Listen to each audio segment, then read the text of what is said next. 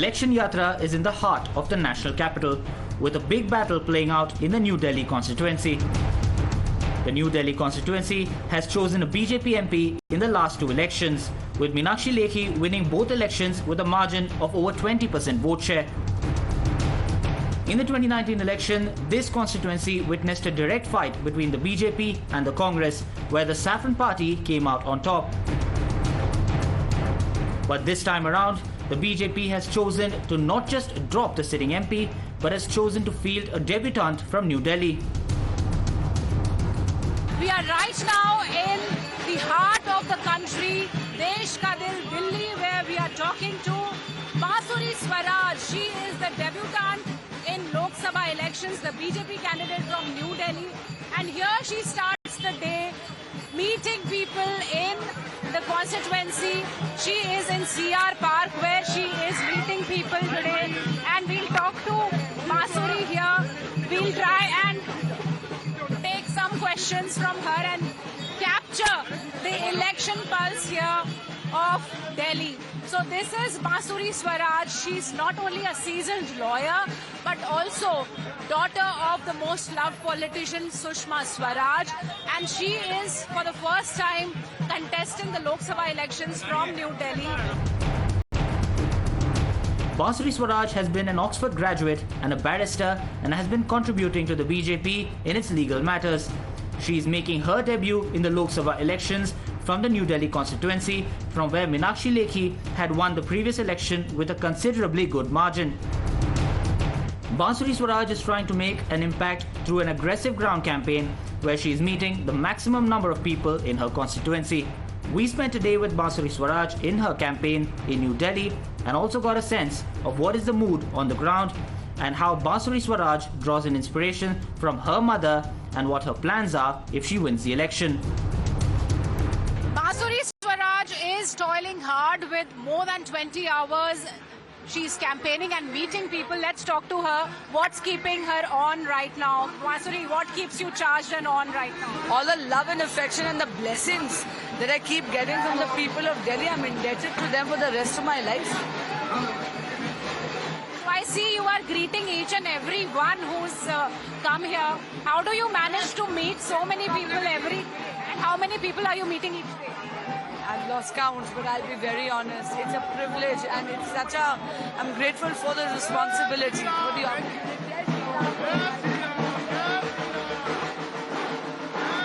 I'll be very honest. The fact that they're coming out in such numbers to bless me, like I said, I'm eternally grateful. So you are contesting the Lok Sabha election for the first time, but it doesn't seem that. It seems you've been quite connected to this crowd, to these people. How come? One, because I'm not alone. मेरे साथ मेरे संगठन की शक्ति और मेरी party का अनुभव दोनों है. और दूसरा, मुझे एक कार्यकर्ता के रूप में काफी समय से काम करने का मौका पार्टी ने दिया है. पहले विधि प्रकोष्ठ में सह संयोजक के तौर पे और उसके बाद दिल्ली प्रदेश में सेक्रेटरी के रूप में. जी भाई साहब. So Basuri, she's speaking to the people also. She tries to connect with each and everyone who comes out to meet her in these public meetings, in these yatras, padayatras, and different meetings that are Indo meetings too. There are meetings of the Sangathan, of the organization also that she's taking on, along with all these programs that are scheduled each day on her campaign trail. So each day she spends more than 20 hours, that's what she's saying. She stays connected and she prefers to meet everyone, each one, and the elders especially, because those elders have worked with Basuri's mother Sushma Swaraj. Let's listen in how she connects. She's got excellent communication skills. She's an excellent orator. Just listen in. सनातन के सिपाहियों का चुनाव है. ये 2024 का चुनाव महिला विरोधी विपक्ष को मुंहतोड़ जवाब देने का चुनाव है. ये 2024 का चुनाव विकसित भारत का चुनाव है. ये 2024 का चुनाव यशस्वी प्रधानमंत्री श्री नरेंद्र मोदी जी को तीसरी बार देश का प्रधान सेवक बनाने का चुनाव है.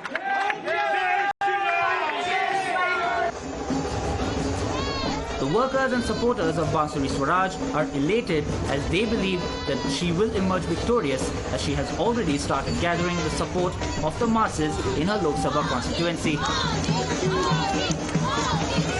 Being an excellent orator, Bansuri is trying to give the message of Ab Ki Baar 400 Par and the achievements of Prime Minister Modi in his last 10 years of his governance. Bansuri Swaraj is spending around 20 to 21 hours each day in her campaigns and meetings for this Lok Sabha election.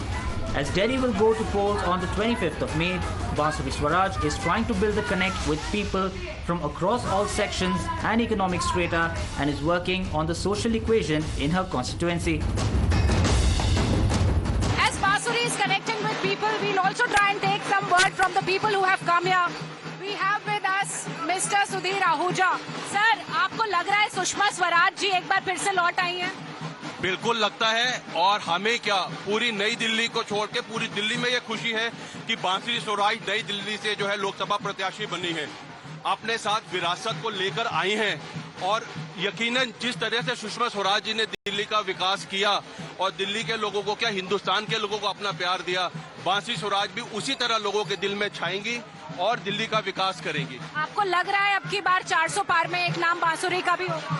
बिल्कुल, और बांसुरी का नाम जो है वो ऐतिहासिक जीत दर्ज करेगा इस समय दिल्ली की इलेक्शन के अंदर। आपको क्या लग रहा है, आप बताइएगा। आप लोग साथ में आए हैं, सपोर्टर्स हैं, सपोर्टर हैं, आपको क्या लग रहा है कितनी स्ट्रॉन्ग कंटेंडर है? बिल्कुल स्ट्रॉन्ग कंटेंडर है और भारी मतों से, भारी अंतर से हम लोग जीत रहे हैं। और क्या करेंगे, यहाँ के लोगों को किस चीज की जरूरत है जी? किन चीजों की जरूरत है यहाँ के लोगों को? विकास की, जो हमें यहाँ पे हम देख रहे हैं कि कॉर्पोरेशन में बिल्कुल भी काम नहीं हुआ, जो लोगों की जरूरतें हैं। और सबसे बड़ी जरूरत जो है कि हमारे को एक संवेदनशील नेता चाहिए जो हमेशा लोगों के साथ खड़ा रहे, और इन 2 महीनों में बांसुरी जी ने ये स्पष्ट कर दिया है कि वो जनता के लिए है और जनता के साथ है, और सुषमा स्वराज का अपने अंदर वो लेके आ रही है।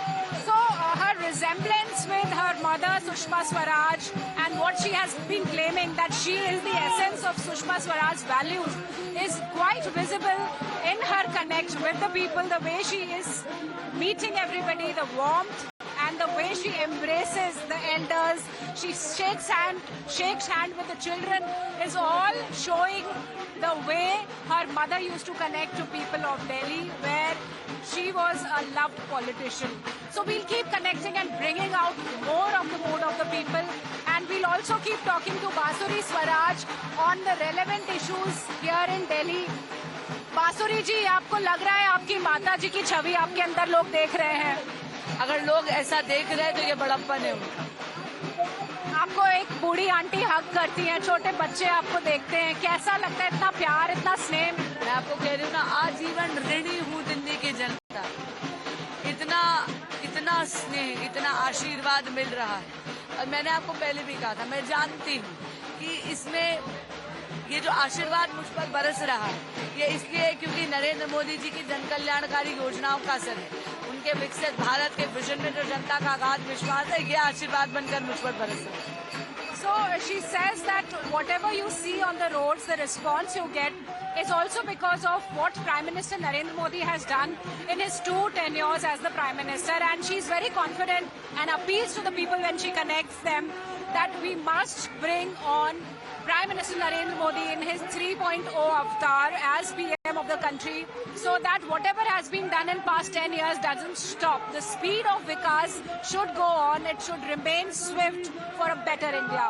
We'll keep bringing you more colors from this election yatra today from New Delhi, where Bansuri Swaraj is contesting for the first time in the Lok Sabha election, is quite confident of her victory. आपको कैसा लग रहा है? बांसुरी जी मैदान में है, कैसा लग रहा है? बहुत अच्छा लगा, बहुत बढ़िया लगा जी। She is the winner. She is the winner. That is the response that people are giving her here in this election yatra. आपको क्या लग रहा है भैया? बांसुरी जी के लिए आए हो आप? हाँ जी, बांसुरी जी की दीदी के लिए आए हैं और वही जीतेंगी, वही जीतेंगी बिल्कुल। और ये ऐतिहासिक जीत होगी उनकी, 5 लाख वोटों से जीतेंगी दीदी। 5 लाख? बिल्कुल 5 लाख वोटों से जीतेगी, पूरे जनता का समर्थन है उनके साथ। मैम आप आइएगा। मैम आप साथ हैं बांसुरी जी के, आप साथ हैं। आपको आपको कैसा लग रहा है, कितना अच्छा? ये मानो उत्सव है और ये लोकतांत्रिक पर्व पर मैं आपके चैनल के माध्यम से सभी को ये कहना चाहती हूँ कि गर्व के साथ वोट डालें और उस पार्टी को वोट अवश्य दें जो देश की सुरक्षा संकल्पित करती है, जो महिलाओं के बारे में सोचती है। मोदी जी ने सबसे पहले महिलाओं के बारे में सोचा, महिला सुरक्षा के बारे में सोचा, महिला की उन्नति के बारे में सोचा। तो अब की बात 400 पार। ये बोले कि दादा आपको क्या लग रहा है, आपको क्या लग रहा है? आप बंगाली कम्युनिटी से 2013 के बाद से आम आदमी गवर्नमेंट का जो स्ट्रेटेजी है कि फ्री में देके करेंगे, that is causing a dangerous harm to the people of India. ये फ्री वीज वाला जो चीज है लोगों की आदत खराब करता है, लोग काम करना बंद कर देंगे। राहुल गांधी बोल रहा है 8,500 रुपए महीना आएगा, हमारे घर के मेड ने आना बंद कर दिया कि अब तो मुझे पैसे मिलने वाले, अब क्या काम करना है। दैट इज वही सरकार है केजरीवाल की, उसके लिए एक वकील होना जरूरी है जो कि हमारी बासु दीदी है। सो दिल्ली की सरकार से लोग काफी परेशान नजर आ रहे हैं यहाँ पे, और they are saying that this freebie culture should go. Bansuri, I take a quick question from you. Delhi की जो सरकार है उससे लोग काफी परेशान यहाँ पे नजर आ रहे हैं। डू यू थिंक एक्चुअली लोगों ने काम नहीं किया है जो आम आदमी पार्टी के? जी बिल्कुल भी काम नहीं आया। यहाँ पर 10 साल तक विधायक, आप देखें नई दिल्ली संसदीय क्षेत्र में 10, can we take this in the car again, all the serious questions and things. So Bansuri says counsellor है, ये जीके से काउंसलर है।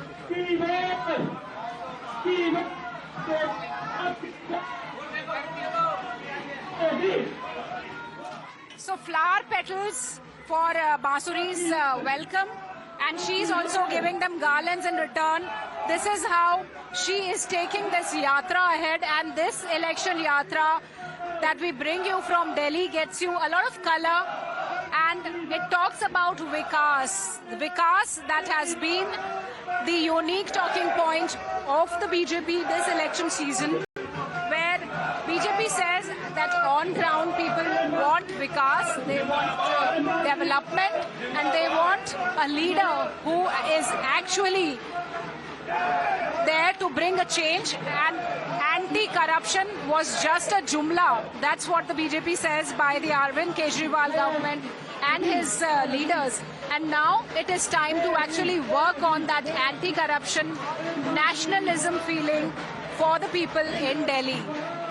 मैम आप बताइएगा कि आप लगातार देख रहे हैं किस तरह से बांसुरी जी को प्रेम। We can see the response. You see, this is armed people, common people who are voting out for Modi or voting for Bansuri ji for her candidature. So this kind of response we are getting through the entire constituency, especially in the Greater Kailash area. आपको लग रहा है people are actually not happy with Arvind Kejriwal and आम आदमी party? Not at all. कोई sympathy नहीं है। सबको पता है कि वो भ्रष्ट मुख्यमंत्री रहे हैं, जेल में जा चुके हैं। जितना मर्जी कोई ड्रामा कर ले, जनता समझती है, इसलिए बिल्कुल इस बार सिरे से नकार देगी। आपको लग रहा है अब की बार 400 पार? एकदम बिल्कुल जी, बिल्कुल जरूर होगा और होना चाहिए। देश के लिए होना चाहिए, एक मजबूत सरकार के लिए होना चाहिए, और मोदी जी ने जो कहा है वो करके दिखाया है, इसलिए लोग विश्वास कर रहे हैं, इसलिए देंगे इस बार। आपको क्या लग रहा है सर, आपको लगता है कि सनातन की बहुत बात हो रही है, क्या उसको भी लेकर लोगों के अंदर इम्पैक्ट है? बिल्कुल सनातन की बात हो रही है, और हिंदुस्तान में सनातन की बात होनी भी चाहिए। कोई जुल्म थोड़ी ना है। 500 साल हमने राम मंदिर के लिए इंतजार किया, कितनी शहादतें दी गई, कितने परिवार कुर्बान हो गए। तो हिंदुस्तान में अगर सनातन की बात नहीं होगी तो कहाँ होगी? और अगर आज नरेंद्र मोदी सरकार ने लोगों को जागृत किया है सनातन के लिए, तो ये बहुत खुशी की बात है। और मैं प्रधान सेवक को शत नमस्कार करता हूँ कि उन्होंने हिंदुस्तान के अंदर, हिंदुओं के अंदर ये जागृति पैदा की। Awareness amongst Hindu was important. That's what the people think here in New Delhi.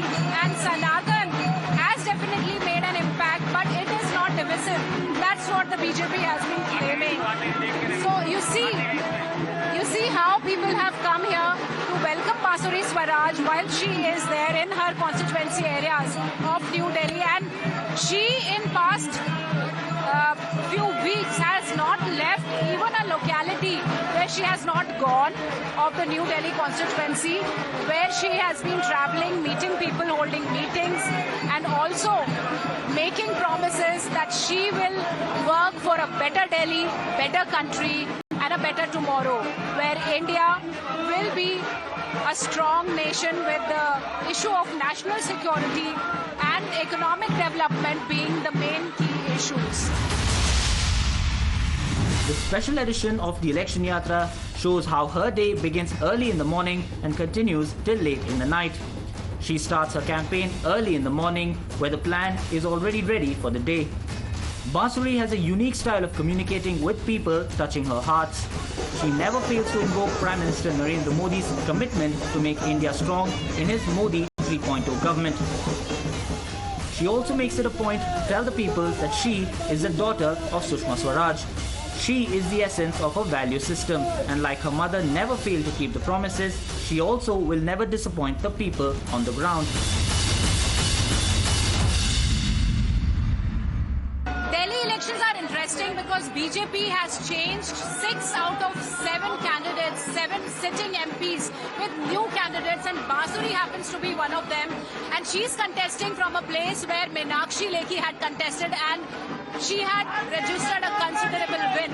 Why this change and how Bansuri takes it?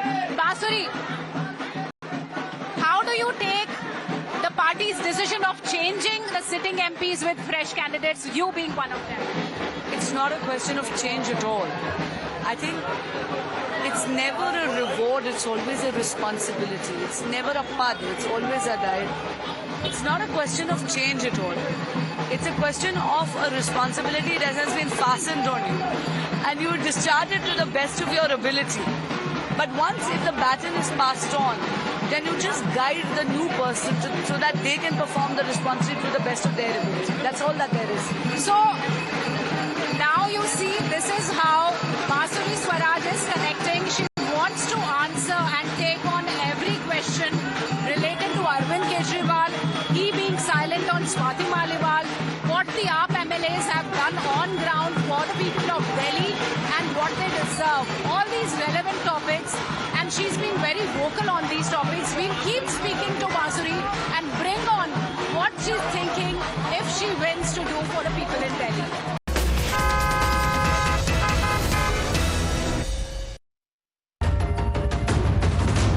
Times Now's Election Yatra is in New Delhi, where the Lok Sabha candidate Bansuri Swaraj is making her first appearance in the elections. Bansuri Swaraj, a renowned lawyer, has been associated with the BJP for many years. But this is the first time when BJP has fielded her in the Lok Sabha election from the New Delhi constituency.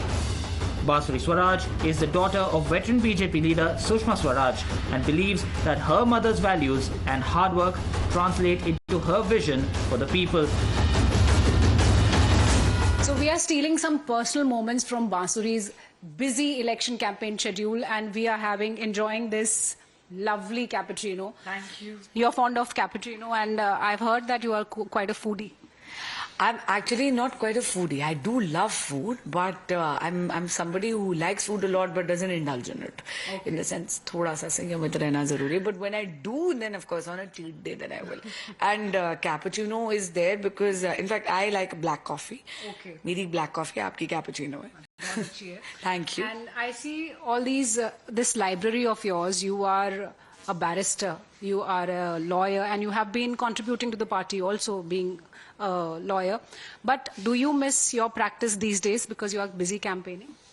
So to be very honest, it's a hiatus only for the campaign, and I'm very grateful for having such a formidable team in my chamber that the practice is on. मैं court नहीं जा पा रही हूँ, that's a different thing, but the chamber has a life of its own. I am very blessed with a very good team. They're taking care of everything, and we'll walk around as we talk because yeah, we sure. see more of your personal space. Sure.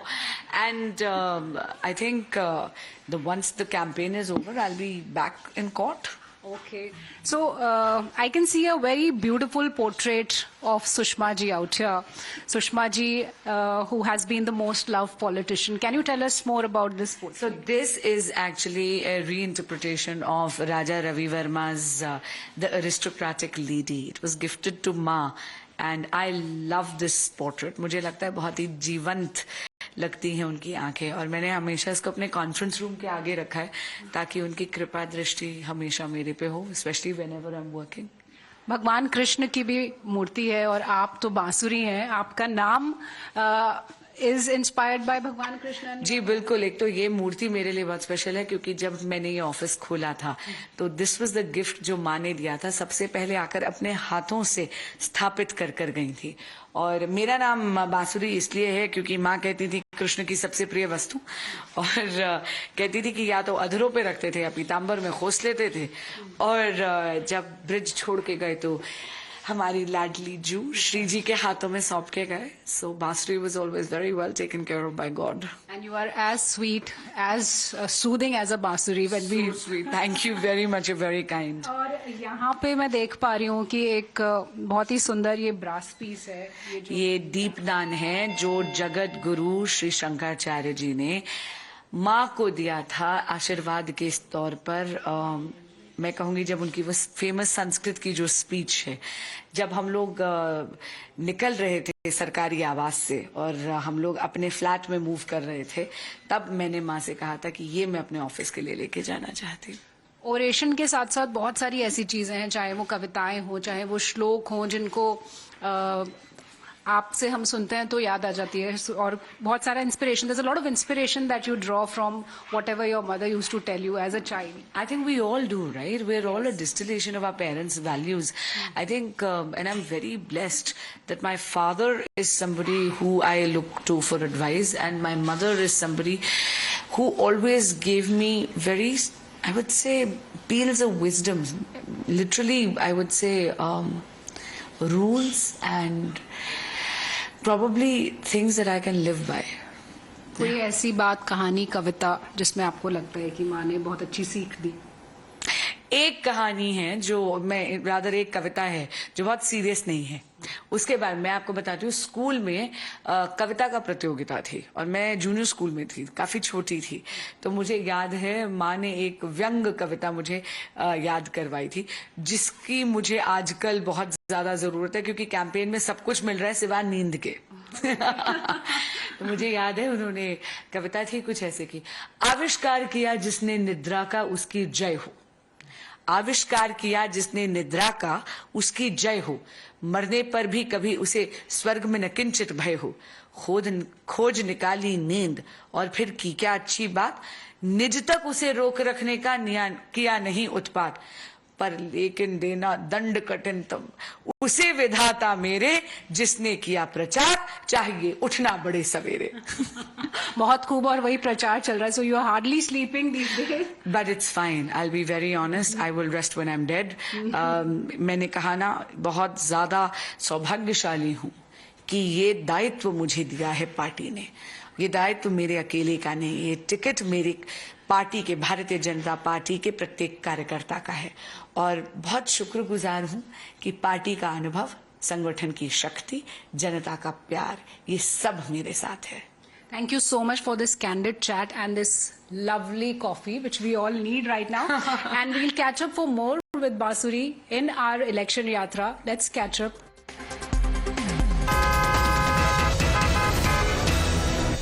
We are heading towards the roads of Delhi, where Bansuri has been campaigning and connecting with the crowd, connecting with the people. Bansuri, how do you feel you have to do, what you have to do about the people of Delhi and the development of Delhi? We were talking about the key issues and you wanted to talk at peace. I did, because I think it's a very important issue, and I didn't want to speak about it in the roadshow because obviously I was a bit distracted. I think because this is a national election, national issues take precedence. But there's one very important issue which is peculiar to Delhi, and that is the fact that there are many beneficial schemes which have been initiatives of the Modi administration, like Ayushman Bharat, like PM Awas Yojana. And unfortunately, the Honorable Chief Minister, Shri Arvind Kejriwal ji, has disallowed their implementation in Delhi, I think purely out of political spite. Right. For example, in Ayushman Bharat, the beneficiary is granted a health cover annually of up to 5 lakh rupees. And now in Modi ji's 3.0, in his next 5 years of governance, he is pledged to ensure that the ambit of Ayushman Bharat is expanded to involve and include the transgender community as well as every senior citizen above the age of 70. But Delhiites continue to be deprived because of Kejriwalji's politics of selfish interest. So the first thing I'm going to do is ensure, even if it means knocking at the court's door, so be it. But I will ensure that all these very beneficial Modi administration schemes are implemented in Delhi as well, and Delhiites do not become victims of Aam Aadmi Party's selfish politics.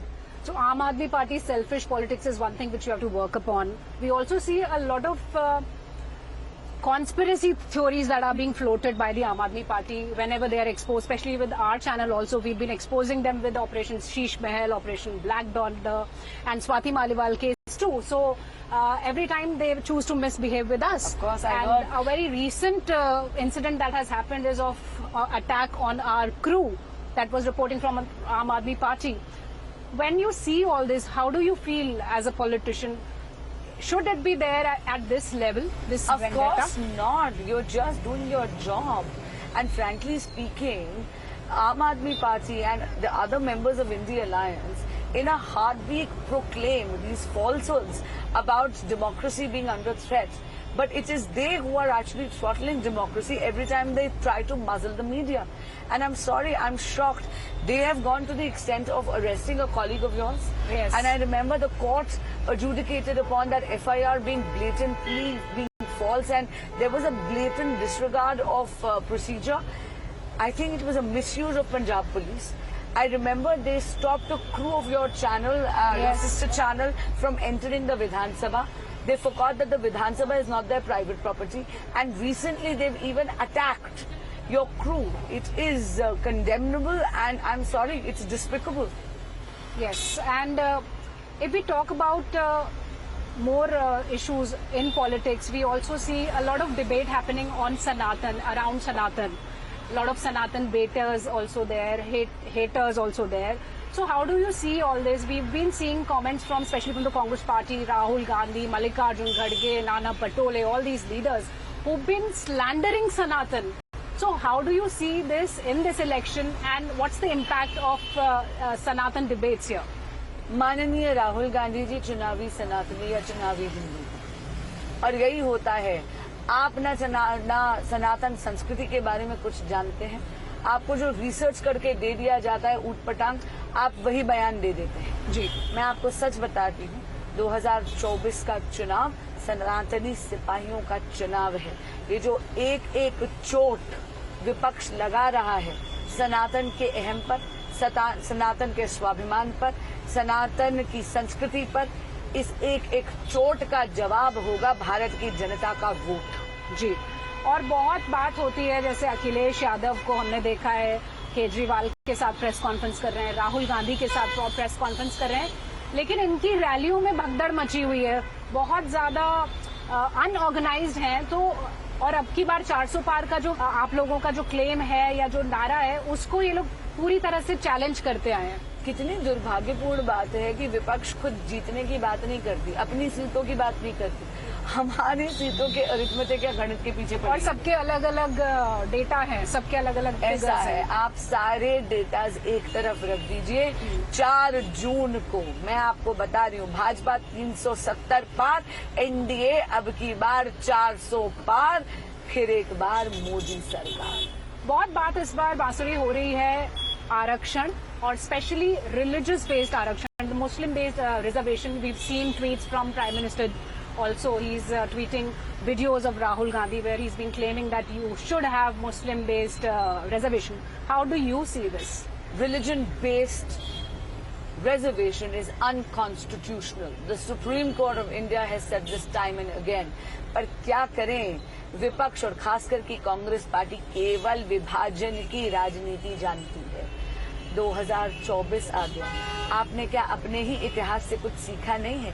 मैं पूछना चाहती हूँ Congress party से, 2024 में भी आप मेरे देश को धर्म, जाति, भाषा, रीजन की इन लकीरों पे फिर से देश को बांटने की बात कर रहे हैं। आप ये देखिए, भाजपा बात करती है क्रिएशन ऑफ वेल्थ की, और कांग्रेस बात करती है रीडिस्ट्रीब्यूशन ऑफ वेल्थ की। न्याय के पर्दे में, न्याय की आड़ में अन्याय करने पर तुली हुई है कांग्रेस पार्टी। और मैं आपको सच बता रही हूँ कि अपनी किसी मुहिम में सफल नहीं होंगे। भारत की जनता बहुत जागरूक है, बहुत समझदार है। ये जो डिविजिव पॉलिटिक्स है आप कह रही हैं, मुस्लिम बेस्ड आरक्षण है, बहुत सारी चीजें हैं, आपको लग रहा है विपक्ष यूनाइटेड है? क्योंकि हम देख रहे हैं प्राइम मिनिस्टर कह रहे हैं कि हर साल एक कैंडिडेट होगा जो कि प्राइम मिनिस्टर बनने वाला है। Opposition is in utter disorder. और रही बात आरक्षण की, तो मैं आपको एक बात याद कराना चाहूंगी। 10 साल से पूर्ण बहुमत की सरकार भाजपा की है। संविधान भी सुरक्षित है, आरक्षण भी सुरक्षित है। हमारे माननीय गृह मंत्री जी ने एक बात कही, मैं दोहरा रही हूं आपके माध्यम से, जब तक भारतीय जनता पार्टी का एक भी सांसद पार्लियामेंट में मौजूद है, कोई भी आरक्षण का बाल भी बाका नहीं कर सकता। ये भ्रमित करने का प्रयास कर रहे हैं विपक्ष वाले, क्योंकि इनके पास कोई मुद्दे नहीं है। आरक्षण सुरक्षित है। भारतीय जनता पार्टी ने कभी भी संविधान के साथ खिलवाड़ नहीं करा। आपको मैं याद करा दूं, देश में आपातकाल लगाने वाली, संविधान का मजाक उड़ाने वाली, संविधान को डिमिनिश करने वाली, सुप्रीम कोर्ट के हाथ पैर बांधने वाली केवल और केवल कांग्रेस पार्टी। आपको क्या लग रहा है इस इलेक्शन में? लोकल इश्यूज तो दिल्ली के हैं, आप बता रहे हैं, आप MLAs have just not worked on the ground. National issues are also important. How do you see when you go to people, you talk to them, you mention both, and how do they connect to these issues, the national issues? The national issues, of course, as far as मैंने कहा ना, इतनी ज्यादा लोकप्रियता है यशस्वी प्रधानमंत्री श्री नरेंद्र मोदी जी की, और उनकी जन कल्याणकारी योजनाओं के कारण उनके कुशल नेतृत्व में अगाध विश्वास है। अगर कोई वेदना लोग व्यक्त करते हैं तो वो सारे के सारे मुद्दे वो हैं जो कि पार्षद या फिर विधायक के अधिकार के क्षेत्र के हैं। और बहुत दुख की बात है कि नई दिल्ली संसदीय क्षेत्र में पिछले एक दशक से 10 के 10 विधायक आम आदमी पार्टी के हैं। सरकार दिल्ली में आम आदमी पार्टी के हैं, मुख्यमंत्री आम आदमी पार्टी के हैं, ज्यादातर पार्षद 25 में से 20 पार्षद यहाँ पर आम आदमी पार्टी के, और तो भी किसी भी प्रकार का विकास का कार्य नहीं है।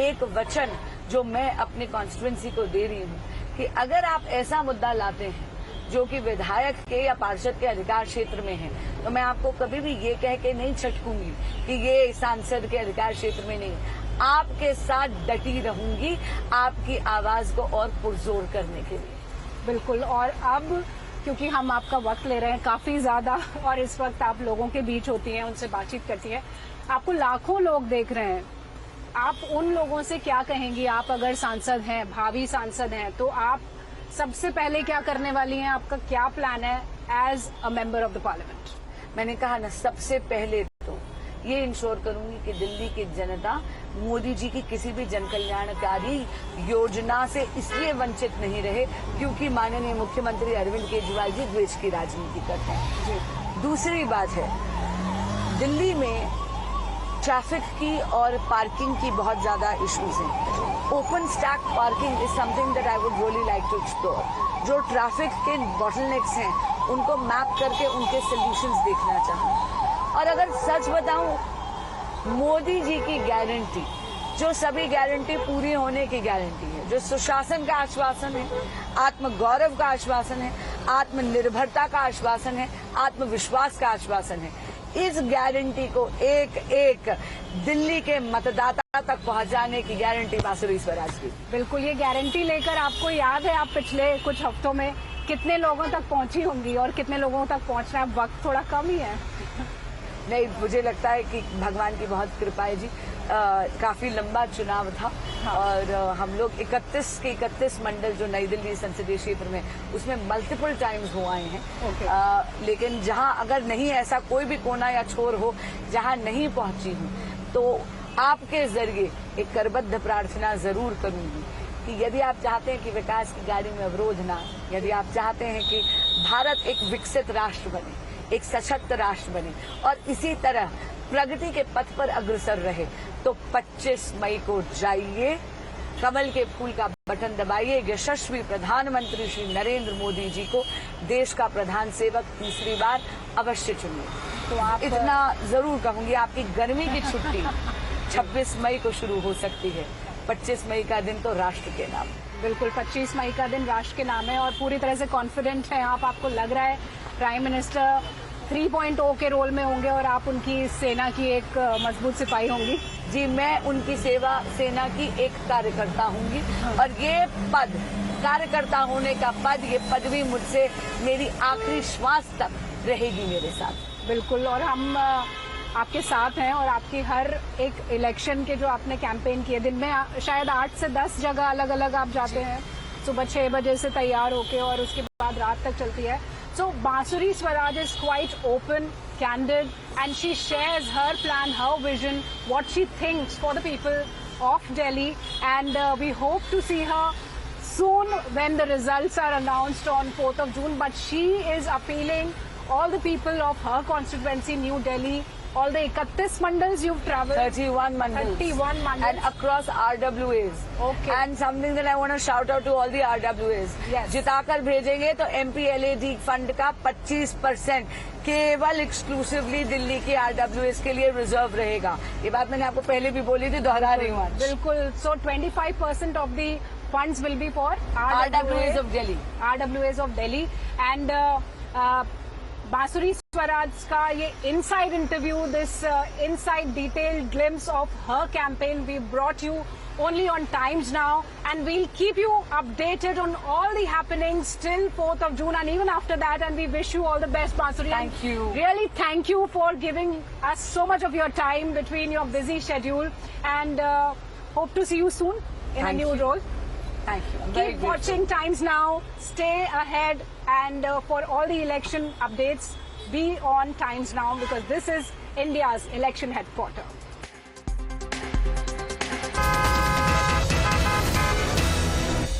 In the Delhi West constituency, the sitting MP has been dropped. What is the impact that the voters want? Let's speak to some of them and find out. आप यहाँ पे वोटर हैं, आपके यहाँ पे मेन मुद्दे क्या रहेंगे, क्या समस्या है यहाँ पे? हमारी जो मेन मुद्दा है, जो प्रशासन में जो काम चल रहे हैं वो सही ढंग से होने चाहिए। जो हम करंटली देख रहे हैं कि जो करंट गवर्नमेंट है उनका जो काम करने का तरीका है, पहले उन्होंने जो प्रॉमिस किए अब में काफी डिफरेंस हमें देखने को मिला। तो ये चीज जनता को मंजूर नहीं है, तो ये इसका बदलाव चाहते हैं, तो इस बदलाव के लिए वोट तो दिया जाएगा। अच्छा, तो आप बदलाव चाहते हैं, देश में बदलाव चाहते हैं? देश में बदलाव चाहते हैं। अच्छा, तो आप जब वोट करते हैं तो फिर आप यहाँ पे जो कॉन्स्टिट्यूएंसी है उसके क्या मुद्दे हैं वो नहीं देखेंगे? लोकसभा इलेक्शन में तो प्रधानमंत्री बदलना चाहते हैं। दोनों तरफ से देखा जाएगा कि क्योंकि एक चीज से आपकी चीजें नहीं चलती। सरकार देश चाहे कुछ भी हो, आपको मिलकर ही करना पड़ता है, चाहे वो सेंट्रल में हो या स्टेट लेवल पे हो। तो स्टेट लेवल पे भी हम थोड़ा चेंज चाहिए, और सेंट्रल लेवल में मैं चाहूंगा कि सेंट्रल लेवल जो अभी करंट गवर्नमेंट है, अभी तक तो I am happy with that government. जो मेरे मुद्दे हैं वो सारे कवर हो रहे हैं, क्योंकि मैं ऐसे ये सोच के नहीं चलता कि हाँ 2 मुद्दे मेरे हो रहे हैं तो नहीं। अच्छा। मेरा जो कॉन्सेप्ट है, मेरा एक कॉन्सेप्ट ये है कि जितने भी आपके मिनिस्ट्रीज हैं उस पर किस लेवल पे काम हुए वो मैं देखता हूँ। अच्छा। तो आई फाउंड कि yes the Modi government has did and they have did the everything good in all sectors. Achha. If you're talking about the agriculture, if you're talking about the defense, if you're talking about foreign policies, if you're talking about the financing, if you're talking about the state level thing, cultural thing, they have did everything good.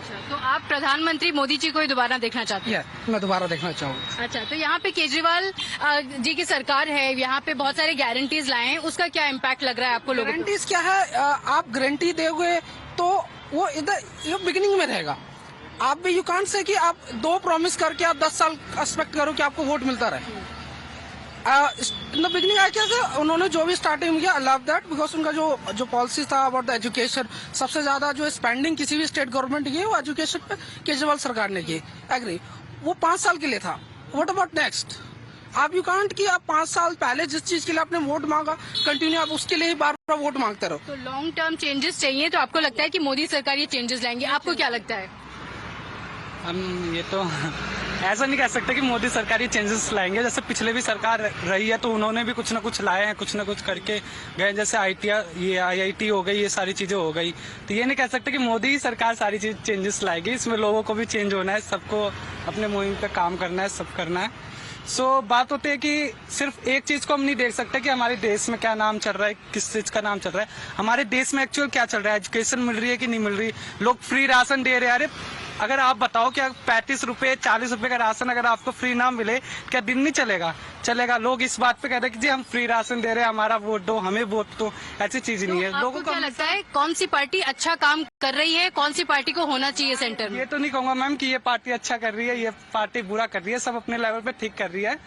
लेकिन ये जो कुछ पॉइंटें होती है, जो कमियां हर तरफ होती है, उसको ठीक करने के ऊपर वो है कि लोग किस तरीके से उसको चेंजेस लाते हैं। तो देश के भले के लिए काम करना चाहिए पार्टीज को, लेकिन जब वोट तो देते तो एक ही पार्टी को दे सकते हैं। तो आप बताइए कि कौन सी पार्टी अच्छा काम कर रही है? मोदी सरकार। मोदी सरकार क्या काम किया है जिससे खुश हैं आप? धारा 370, राम मंदिर, जनधन जो ये बनाया, जनधन योजना, और वो कार्ड बनाया जो 5 लाख रुपए तक का वो हो सकता है। और जो 70 साल में कभी जीवन में कांग्रेस ने नहीं सोचा, वो मोदी जी ने सोचा। शौचालय दिए, मकान दिए, और जो कभी वेयर हाउस में गेहूं वगैरह सड़ते थे बारिश में, ऐसी ढकने के लिए जगह भी नहीं होती थी, बर्बाद जाता था।